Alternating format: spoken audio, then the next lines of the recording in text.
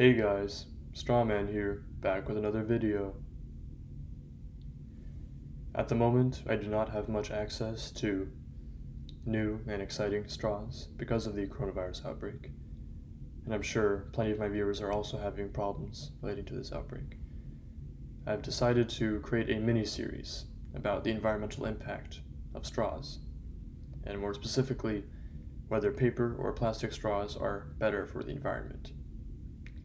Most people have already reached the conclusion that paper straws are better in every single way, and I will not state my opinion on this matter until the end of the series. It is a 3-part series, by the way.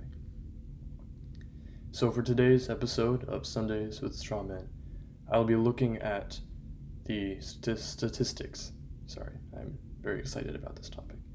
I'll be looking at the statistics on the environmental impact of plastic and paper straws from an objective point of view. Let's get started. When we think about the environmental impact of straws, we should think about it on a timeline. The impact on the environment by the straws before the straw is used, while the straw is used, and after the straw is used. And when I say used, I mean a straw or a tube of some sort in a beverage in order to aid in the consumption of said beverage. So before the straw is used, it is manufactured in a factory, and then it is distributed to consumers. The manufacturing and the distributing requires a certain amount of carbon dioxide to be used. The factory will produce carbon dioxide into the air, and so will other modes of transportation that are required to distribute the product.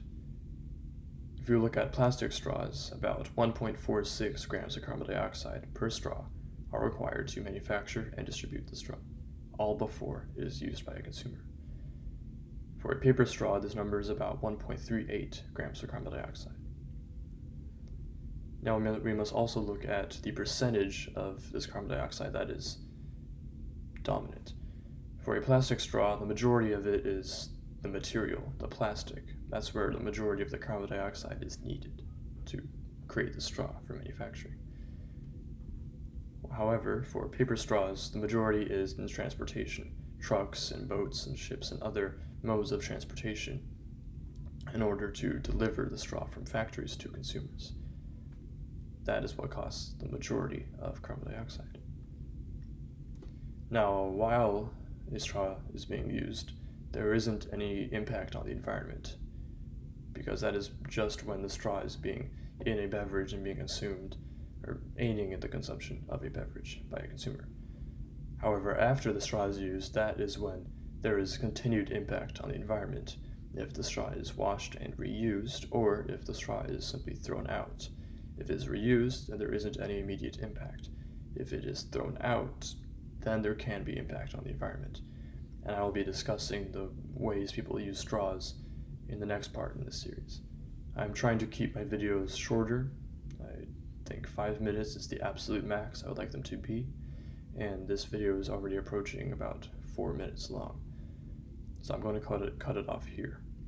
In the next part in this series, I will discuss how straws are used, or what happens to straws after they are used, if they are thrown out or washed, reused, and so on. That is it for today's video.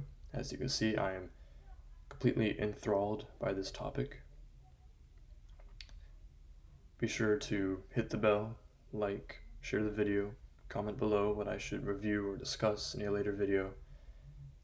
Don't forget to strawscribe, and I will see you next Sunday.